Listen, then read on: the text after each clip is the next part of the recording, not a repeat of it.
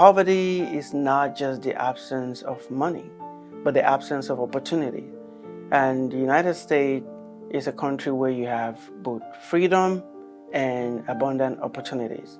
And moving to the United States has given me both. I grew up in Lagos, Nigeria. I came from a close-knit family. I was the third of four children. And the best thing that my parents gave me was the gift of education. Even though I came from a poor family, they gave me education with the instruction that this is the tool that will help me to dig my way out of poverty and ignorance. But what my parents did was that they instilled in us the value of faith, hard work, and not giving up. They made us realize that if you put in the work, you will definitely get the reward. I came without a dime in my pocket. All I had was big dreams, determination to succeed, and the resilience. I got my first job at the age of 14. My job was on a construction site. My duties were to move concrete on a large pan from one end of the construction site to another one. I worked on that day from around 6 in the morning to about 7 at night. At the end of the day, the employer refused to pay me. And the reason was because she did not authorize the foreman to hire me. So I worked from sunup to sundown and didn't get paid. That tore up my spirit. And from that moment on, I decided that I was going to become a lawyer. And I was going to use every ounce of strength within me to fight against injustice, regardless of how powerful the opponent is.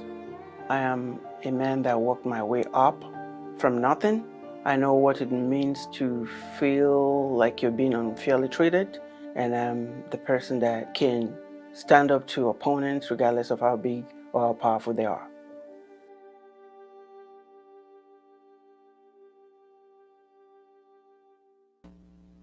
Welcome to this episode of Legal Angle with Emmanuel Olawale. My guest today is an attorney. He's one of the most recognizable faces in Kentucky. He's an attorney that has built a $1 billion law firm. And not just doing that, he's also an author. Now we're going to be talking about his book, Building a $1 billion Law Firm. His name is Darryl Issacs. Welcome to the show, Darryl. Well, thank you for having me. I have to tell you, I just saw your story. You got a pretty amazing story yourself. Oh, thank you. Thank you. Very, very inspiring. So, brought a smile to my face. I'm always intrigued on what's the reason somebody goes to law school and become a lawyer, and it seems very common. People that have been wronged in some capacity, and maybe they don't come from a family of lawyers, and so they're going to go do something and make a difference. So, very impressed by your story. Thank you. Thank you. Can you tell us more about who Darryl Issacs is? Well, I'm the youngest child of four children. My parents were Betty and Shelley Issacs, and my father was a lawyer and a pharmacist, and he grew up without a father, basically. His dad died when he was 4, and he grew up not poor, but they weren't wealthy by any means. But he really understood the value of an education, and he stressed that to us. And so I have 3 brothers that were all pretty brilliant. 2 were lawyers.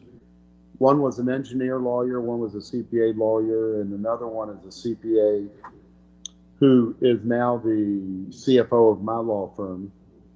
But I'm saying all this because who I became was really a result of my place in the family and being last. And I wasn't the smartest of the 4.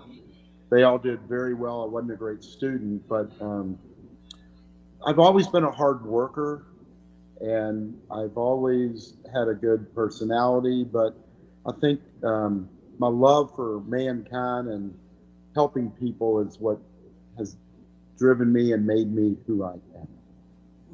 Thank you.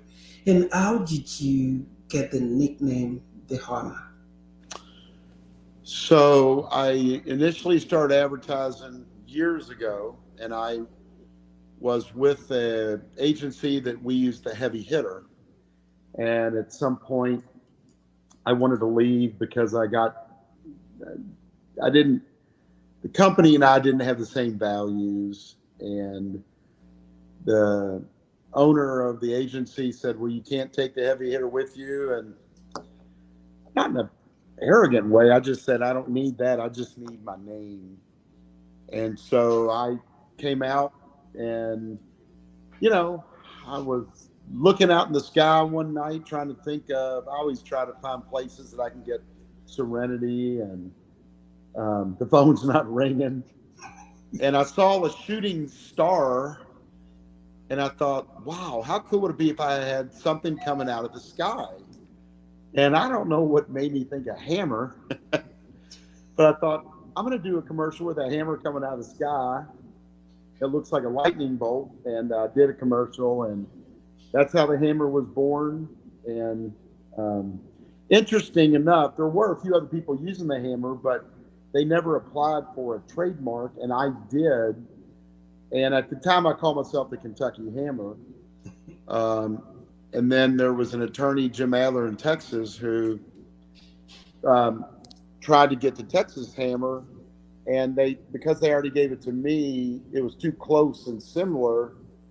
They He had to reach out and ask if we could share, and I agreed. So I got it worked out where he can use it, but that's the story of the hammer. Wow, very inspiring. And you just wrote this book, Build Your $1 Billion Law Firm. I've read the book You cover to have. cover. It's like a memoir, a trade book, and how to do. So tell me, what inspired you to write this book? Well, I have to give credit to Chris Vanderkay. He's my writer, publisher, or Um, I go around and give a lot of presentations, and I do a lot of speaking. And Chris goes with me a lot of times, and he writes a lot of them. And he just studied me, and he said, "We need to write a book about you." In fact, that's how I met Chris. He called me and wanted to write a book about me, and he was working for another company, and I said, "Are you happy?" Because I've always respected Chris, and I knew him in another company, and offered him a job. He took it, and then we decided to finish what we started, as writing a book. Um, I mean, I want to do a lot of books, but that book, I wanted to I haven't talked to many people that have read it because I mean, I hadn't really tried to sell it. I gave it out, but you touched on something that makes me realize I did the right thing. It's kind of a how-to, how I built our $1 billion law firm. Now, it's not the only way out there to do it, but I don't think there's enough attorneys sharing, helping firms that want to grow. And so that was the reason we wanted this first book to be this. Thank you. And can you tell us about the writing process? How did you decide what story to include and what to leave out? Well, again, Chris wrote the book about me, interviewed me. Um, he's, from all my mastermind groups, I have 5 groups, like 70 plus law firms, and, all the presentations, everything we always do. I always talk a lot of stories. And so I didn't realize every time I'm talking stories, he's making notes of it. And he probably had 30 or 40 stories about me. And so he knew where to put them. Um, but he used story as an example. Look, I tell everybody this. I'm average intelligence. I flunked the bar twice. I was in the lower bottom of my law class. Um, I'm not the sharpest tool in the shed, but I'm a hard worker, and I persevere. And really, I'm living the American dream. You know, when I look at your story, I mean, you came to this country, you know, you said you really didn't have a penny in your pocket, but you've worked hard and you made it through education, which is the best way, I think, to make it in this world. You know, you can have rich, uneducated people, but at the end of the day, I think the education is priceless. Um, I don't know. I think for me, it was just kind of a, you know, I'm getting to where I've really achieved all my goals. And, you know, now I'm going to the next chapter of my life. I want to go back and start trying cases again. But I just feel like whatever I do, I need to give back. And, you know, the book is really one way of doing it. Um, but I just like sharing. And, you know, so Chris has studied me, followed me, goes with me. And so, you know, really I don't know that I could have wrote it without him. Yeah, it's a very well written book, and in Well, the thank book you. you talked, you talked about your father, Sheldon Isaacs, and Yes. you followed in his footsteps, and you this is how you describe your father. He said, Sheldon Isaacs is the greatest person I've ever known, and everything I do and believe came from his example. I've never known anyone who cared more about helping others than he did. Yes. How has his mentorship shaped your life choices? Well, you know, there's good parents and bad parents. I had some good parents. Sounds like you had some fabulous parents too, because my parents' dad wanted me to get an education, and dad helped over 100 people that weren't his family get through college. And I saw he always talked about he didn't care what we did, but we had to get a degree. He wanted us to get a license. And I just want to make him proud.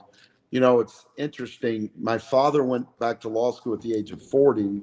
And when he got sworn in, I was 8, 9 years old. And we did it at the state capitol. And that's where I got sworn in when I became an attorney. I jumped on a chair when dad was getting sworn in and raised my hand and took the oath. So from that moment, I knew I was going to be a lawyer. But dad's always inspired me. Dad never saved me.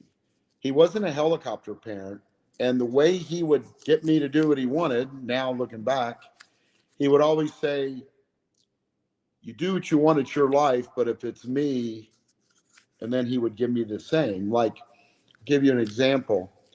Um, Before I graduated college, and I wanted to take the LSAT, but I took a practice test, and a professor at University of Louisville, and I graduated undergrad at UK, but a professor at University of Louisville named Dr. Paul Weber, he was in charge of the political science department.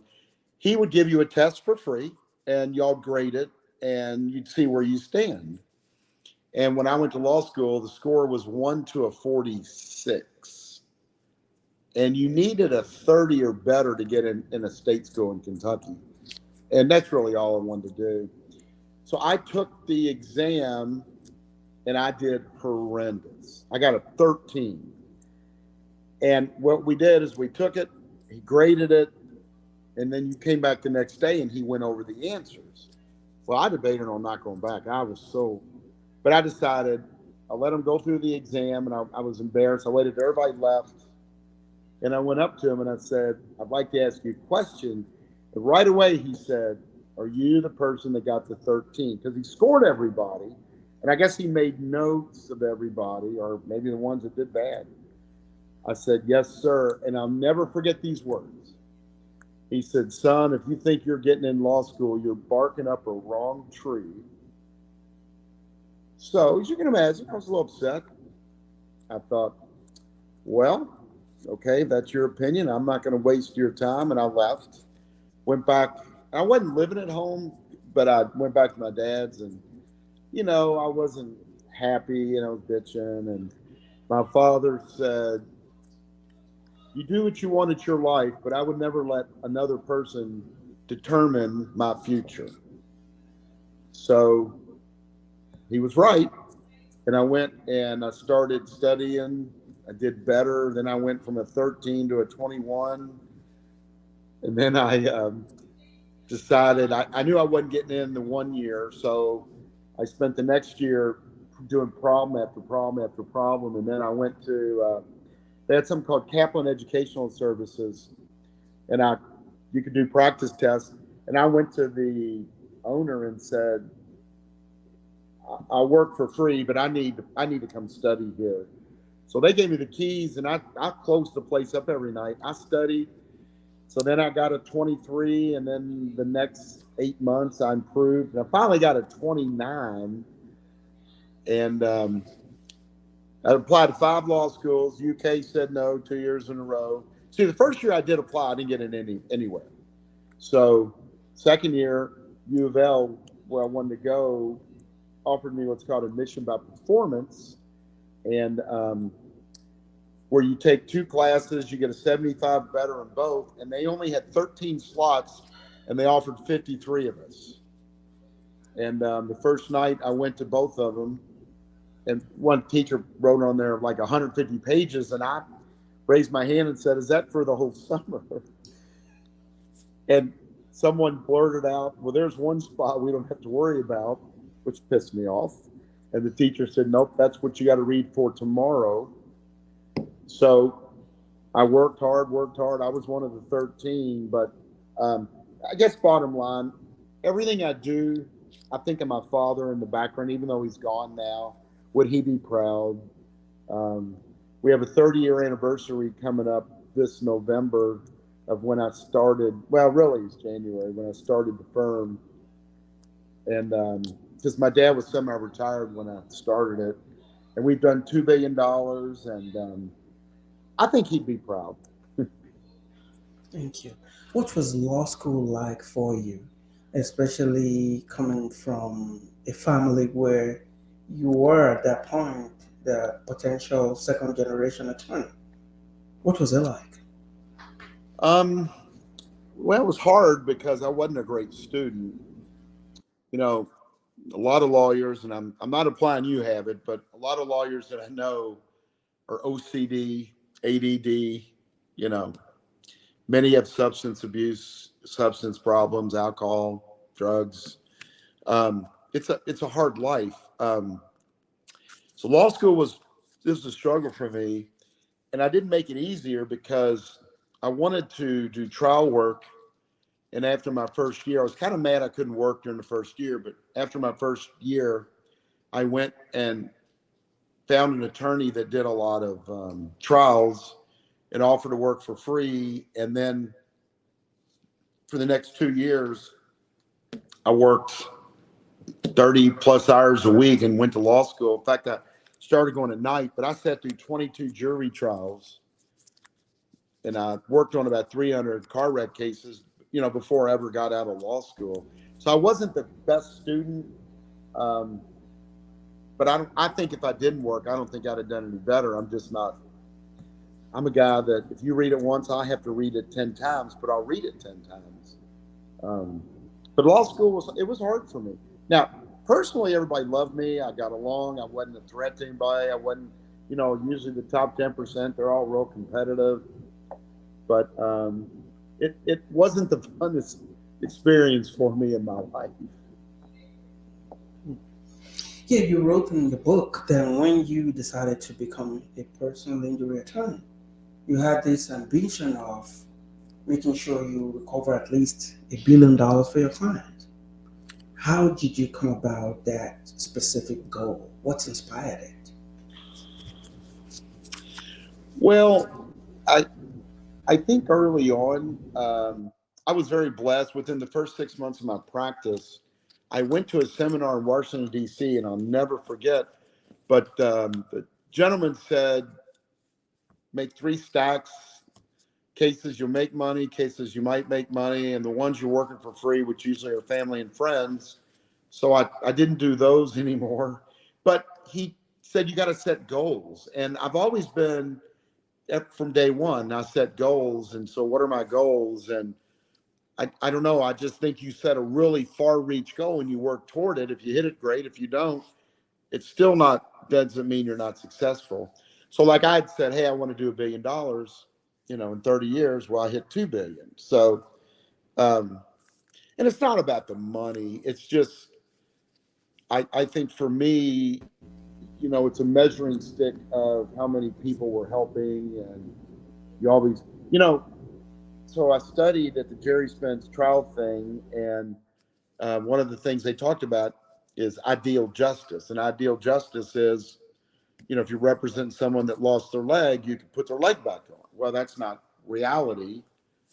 So the only justice we can get is money justice. And so, we ask juries for money justice. And it's the same thing on these cases. The only thing I can do, I can't put them the way they were before, but I can get them money damages.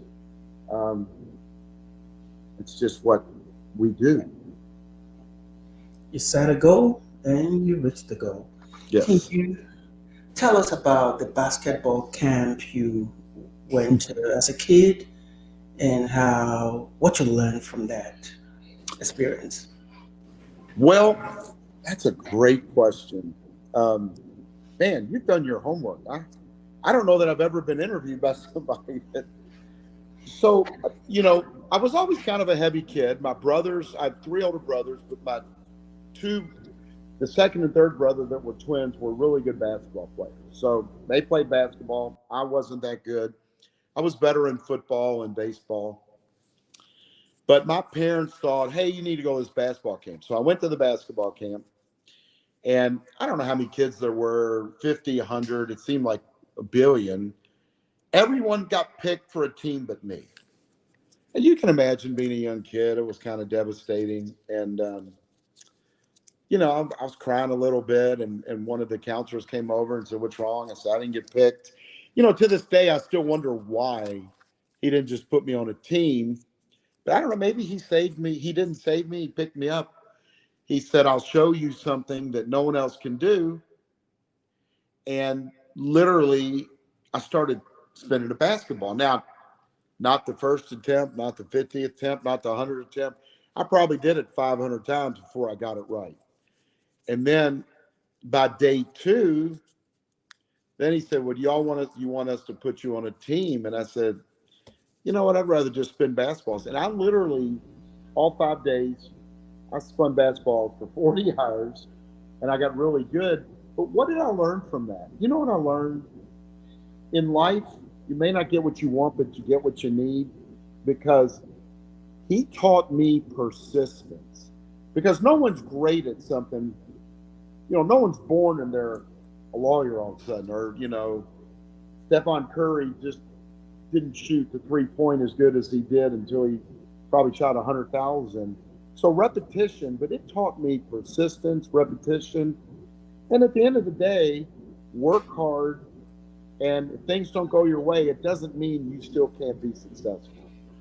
You hear a lot about, I heard it today, you take lemons and you make lemonade. And, I guess at the end of the day, everything's a learning experience, but that was a great learning experience for me.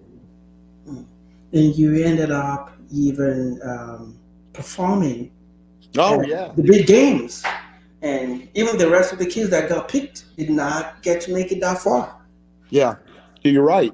And I was the feature, which, I was a fat kid and my uniform didn't fit the way everybody else's, but they put me in the middle of the court and I'd spin 4 or 5 basketballs, and that had a stick that was about 2 feet long, and I'd put it in my mouth, and everybody came to watch me.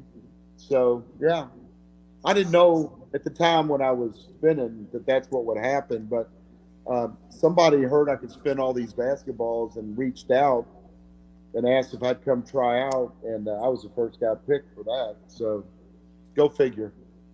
And what we did was, the Kentucky Colonels was a professional basketball team. So we would go at halftime and we would go out there and perform to a song called Sweet Georgia Brown. And everybody loved, we're all little kids. I mean, I'd say little, we were like 11 years old, and everybody loved coming.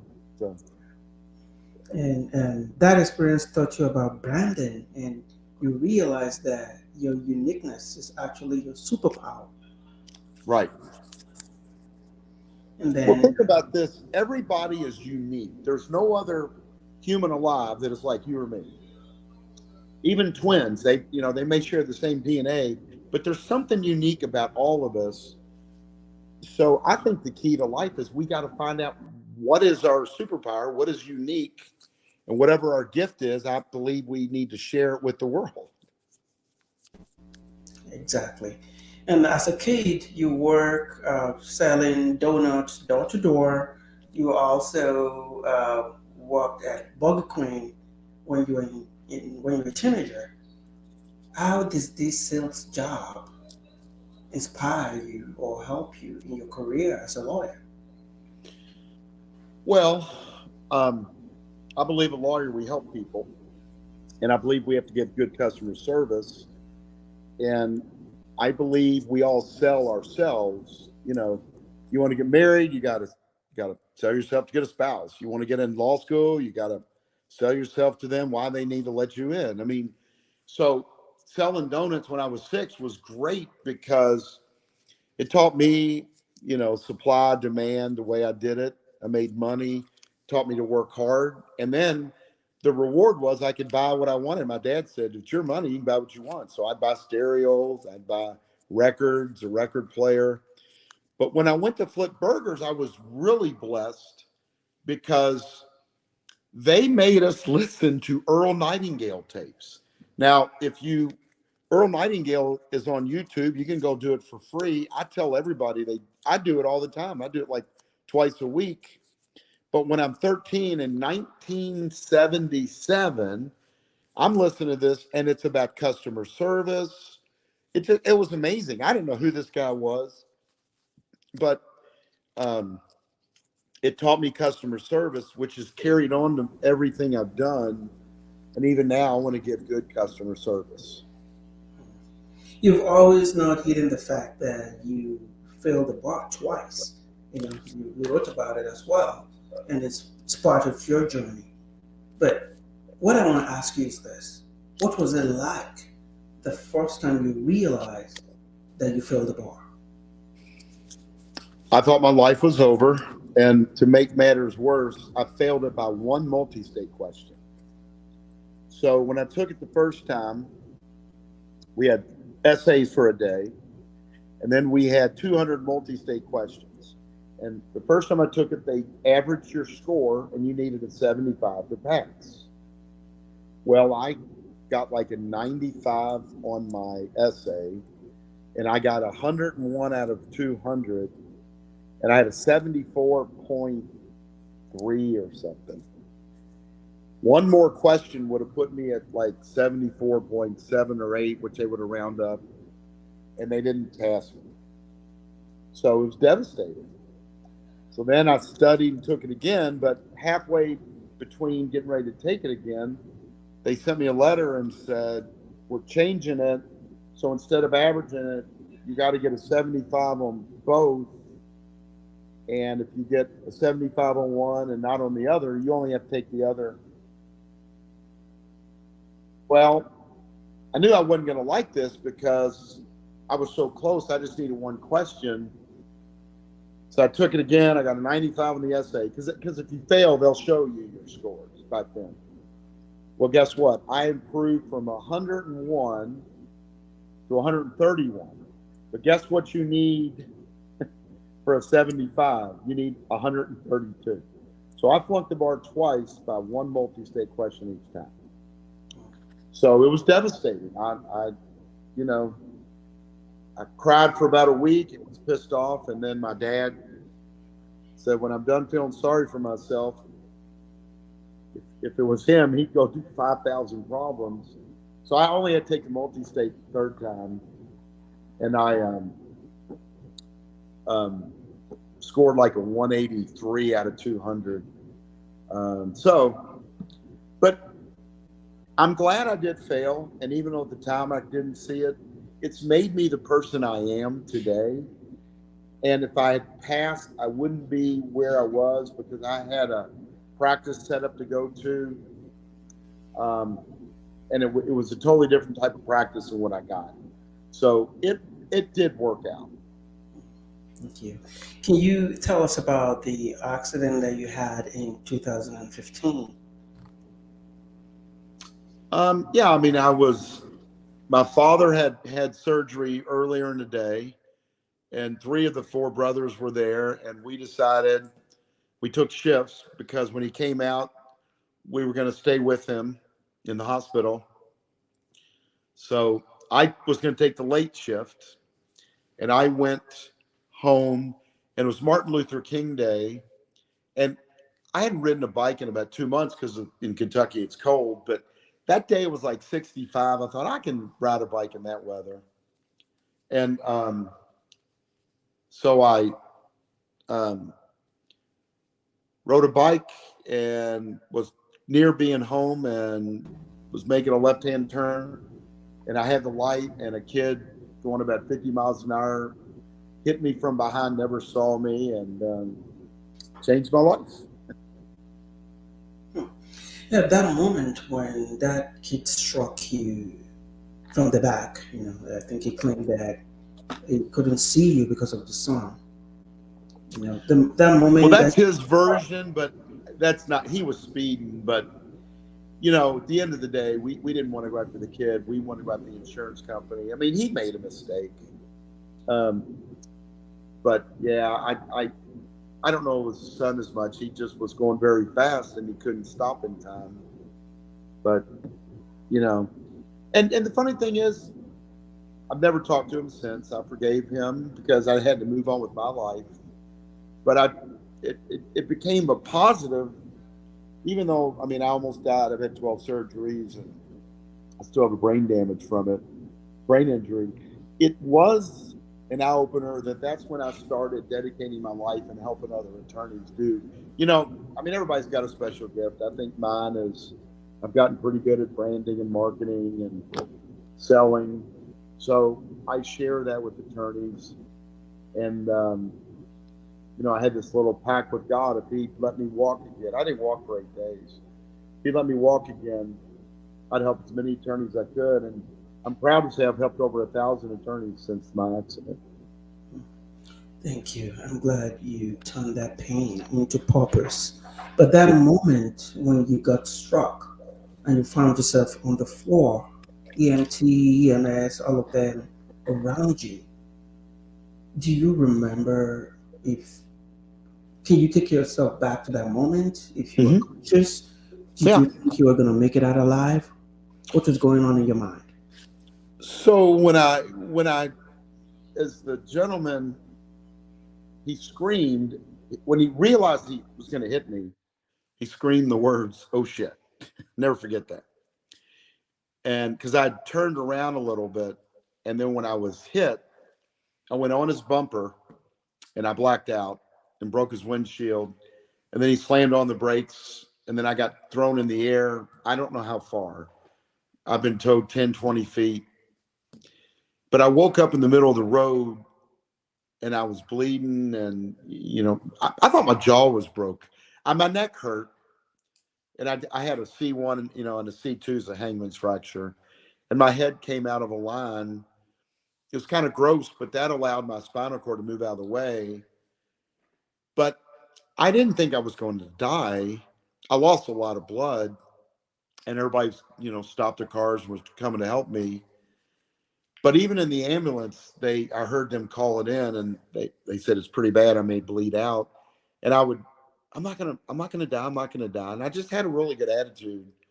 Um, so I just thought God was gonna let me live, and that's what I went with. And then you discovered that you broke your neck and that you're not going to be walking for a while. While in the hospital, a nurse brought in a wheelchair. Yeah. What was your reaction to that?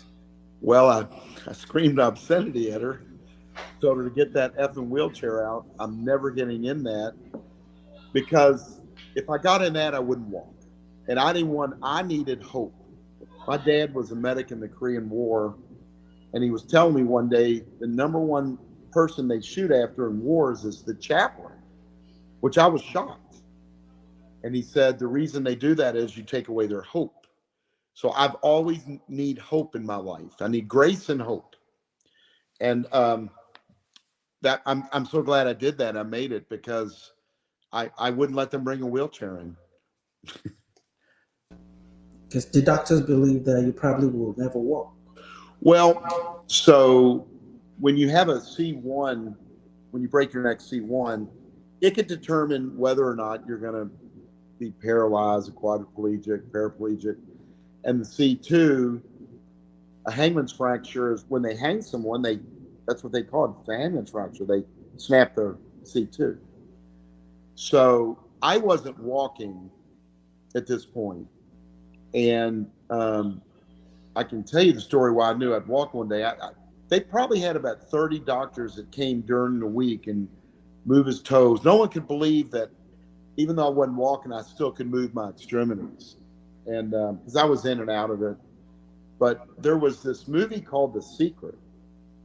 And it's a documentary, and I saw it 3 months before, and there was a story of a man who was in a plane crash, and all he could do was move his mind. And he said, I'm going to walk out here one day. And by God, he walked out. So the mind's a powerful thing. So for some reason, that story kept coming around when I was in the hospital. I mean, I was in and out of conscious, but when I was conscious, because they had me in a medically induced coma, and the way they did it, they had me on that drug called propofol or whatever it is.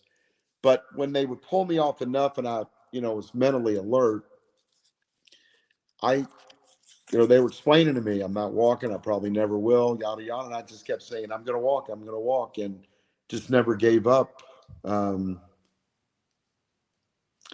So here I'm walking. I don't walk too good, but I'm walking. Wow. You use someone else's story to inspire you back to health.